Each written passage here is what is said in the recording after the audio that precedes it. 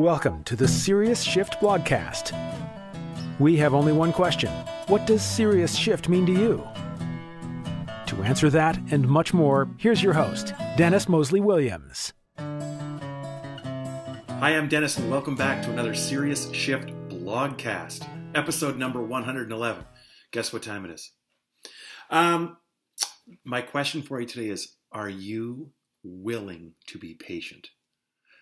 What's inspired the blog is a conversation with my mom, who I'm up visiting. So I was trying to explain to my mom how marketing works these days and how everything is upside down. And I was explaining to my mom, who's 86, about the various social media platforms and how you build a tribe and how it's no longer about mass marketing. It's about narrow casting and just having a little message for the right people and being patient and allowing word of you to spread through the tribe, one person at another, bringing another like-minded person who shares a worldview to the party. And if you follow the blog all the time, you know that I'm always talking about these things. But my mom made a comment, you see. She said, yes, I've noticed that you work constantly. I don't like to think of myself as someone who works constantly. So I said, I don't think I work constantly. And I explained this, and this is for you. I said, no, I'm just always focusing on one thing. I explained there's a million TV channels, and that I don't think like a speaker or a consultant.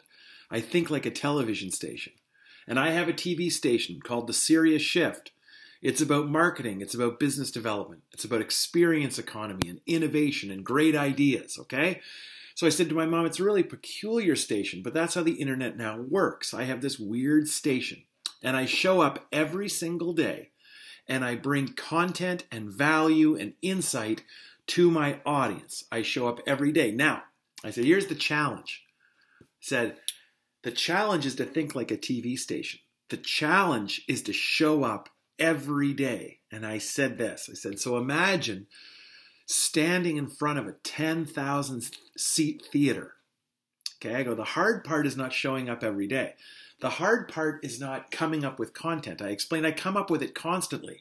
And if you follow my Instagram account and my Twitter feed and LinkedIn or wherever you pay attention to me, Facebook, etc., everything I post is somehow related to customer experience. Driving up here the other day, and this is thinking like a TV station, I see these signs on the side of the highway as I'm nearing my hometown. And that gets me thinking about the client journey. And at the last minute, I took a detour. I came home a different way. So after being from up here my whole life, living here for 20 years, et cetera, all that stuff, of all the times I've made the trip back to North Bay, never, and I mean never, have I gone this other route. So I get to the little town of Mattawa, one stop from my hometown, and I take the road less traveled. And in so doing, I see, signposts along the way confirming you're heading to your hometown, pal. You just never come this way before. And that gets me thinking, right? And what it gets me thinking is, yeah, clients need signposts. Clients need, in the client journey, some hand-holding, some certainty, some predictability as to what comes next. Okay, cool. But at the same time, I'm thinking, they need some mystery and some discovery. Like, how cool is it? I'm now on this road going to my hometown. I've never been on it before. I can't believe that there's no line painted in the middle of it. I can't believe how up and down and twisty and turny it is. It's like a roller coaster, right? So when I see the next set of signs, I pull over thinking like a producer, and I take a picture of it, of 3 road signs. And I'm explaining to my mom, like, when I share those pictures, but only with my tribe, and I say, hey, I'm seeing road signs, and I'm thinking about the client journey, and I'm thinking how important it is to know where you're going, but also from our standpoint as the business, how important it is to allow for some discovery and mystery. So I explain to my mom, well, that might sound goofy to the people who pay attention to me. That's not goofy. They know what I think about. So in fact, constantly thinking about content is not the hard part. The hard part is showing up. So let me paint you this picture. I said, imagine I've got a 10,000 seat theater. The problem is there's only 5 people sitting in it. As I'm growing my audience, there's only 5 people there.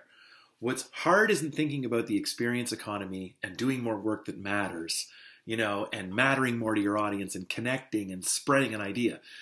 Doing that all day long is really easy. What's hard and sometimes heartbreaking is showing up to a theater and not seeing the 9,995 empty seats.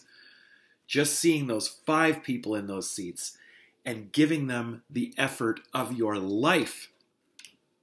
Believing that if you bring enough value, enough goodness, enough generosity, enough insight, enough effort, that the next time you post something and show up on stage, there'll be 7 people. And you'll only need 9,993 people now to fill the house. So again, working constantly, thinking about the experience economy, thinking about you, seeing it everywhere, taking out my phone, taking pictures, posting pictures, thinking deeply as I can about this stuff to help you. That is easy. Showing up and waiting for you every day to show up, that's the effort. Patience, after all, is a virtue. Anyway, everybody, as always, thank you for showing up. Thank you for your consumption. Thank you very much for enjoying the blog, sharing it with your friends, and for the words of encouragement. Thank you. Be well. I'm going to see you again in a couple of days. Take care.